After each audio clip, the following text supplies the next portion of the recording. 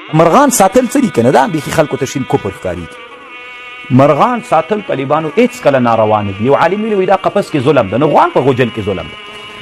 نو که نه همدا کتابونه وایي چې مرغه دې قفس کې ساتلی څوک ده ظلم ده، نو غوا په غوجل کې چې ساتلې دا څه دي؟ که ته وایي غوجل خو غټه نه، خو هغومره غوا غټه ده، دا مرغه هم دومره ده، همدومره چې اندازه او مقدار یې ولګي همدومره کېږي. علما داسې وایي که چا مرغان ساتل او هغه خپل شی اوبه هر څه یې ورکول هېڅ پروا نه کوي طالبانو. حتی علما وایي بعضې داسې مرغان دي چې قفس کې عادت سوي که باندې یې خوښې کړي نور مرغان یې خوري ښایسته یې دي، نو هغوی دې په قفس کې وساتل سي.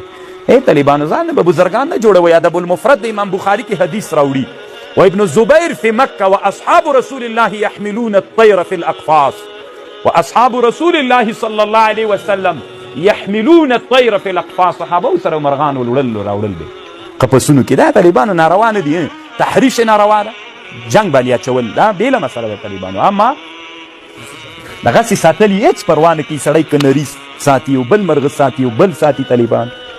انسان الوف د مینه خوښوونکی د طالبانو دې مرغانو سره دا ډېر خوند کوي طالبانو.